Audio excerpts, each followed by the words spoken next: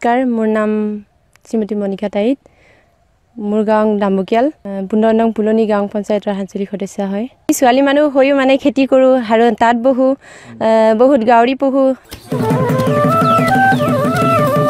কাৰো ওচৰতে হাত নাপাতি নিজ কৰ্মৰ ওপৰত বিশ্বাস ৰাখি প্ৰত্যাহ্বান নেওচি আগুৱাই যোৱা এজনী মিচিং কনেঙৰ কাহিনী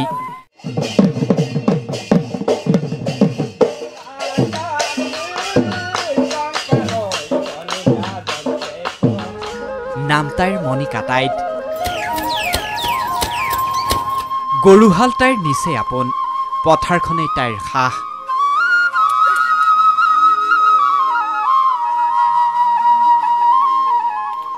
ঢল পুৱাতে উঠি কান্ধত নাঙল লৈ তাই পথাৰলৈ যায়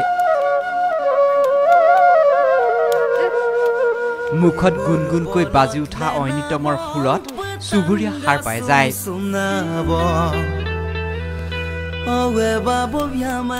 ধৈৰ্য একাগ্ৰতা আৰু সাহসে সজাই তোলা তাইৰ এই জীৱনটো এতিয়া বহুতৰ বাবে আদৰ্শ হৈ পৰিছে তাইৰ আদৰ্শৰে অনুপ্ৰাণিত হৈ ঘৰ এৰি কাম বিচাৰি ৰাজ্যৰ বাহিৰলৈ যোৱা বহু যুৱক পুনৰ ঘৰমুৱা হৈ এইদৰে আহি খেতিত ধৰিছেহি পথাৰৰ পৰাই আৰম্ভ কৰিছে অৰ্থনৈতিক বিপ্লৱ এনেকৈ গৰুহাল লৈ নিজৰ মাটিডৰা চহাইছে মনিকা টাইট নামৰ এই কনেংজনীয়ে মাজুলীৰ অতিকে প্ৰত্যন্তৰ ডামুকিয়াল গাঁৱৰ জীয়ৰী মনিকা কেৱল কৃষক হিচাপে পৰিচিত নহয়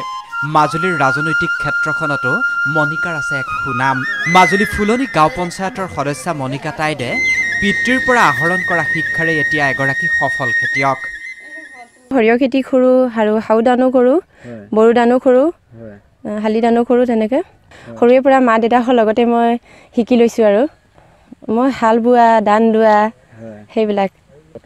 পথাৰ গৈ মানে নিজে খেতি কৰি বহুত ভাল পাওঁ পিতৃ মাতৃক হেৰুৱাই পৰিয়াল চলাবলৈ মনিকাই এতিয়া পথাৰখনকে সম্বল কৰি তুলিছে আজি বহু বছৰ ধৰি কৃষি কৰ্মৰ লগত জড়িত হৈ আহিছে মনিকা টাইট নামৰ এই যুৱতীগৰাকী আমাৰ আদৰ্শৱান ছোৱালী তাই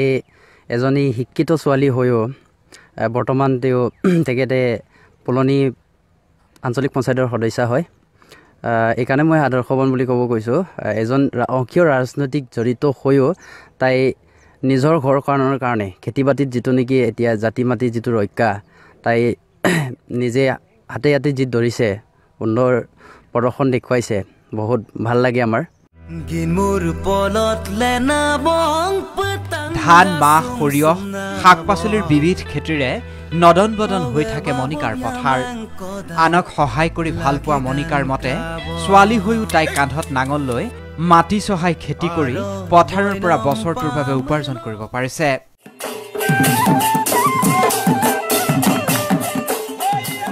মনিকা টাইডেই নহয় জোনমণিকে ধৰি বহু মিচিং কনেঙে কাৰো ওচৰত হাত নপতাকৈ কেনেকৈ নিজ কৰ্মৰ মাজেৰে পৰিয়াল পোহপাল দিছে সেয়া DY365ৰ দৰ্শকে নিশ্চয় পাহৰা নাই সঁচাৰ্থত এয়াই প্ৰকৃত মাজুলীৰ গাভৰু কেমেৰা পাৰ্চন ৰাজীৱৰ সৈতে মাজুলীৰ পৰা মিতু খাটনিয়াৰ DY365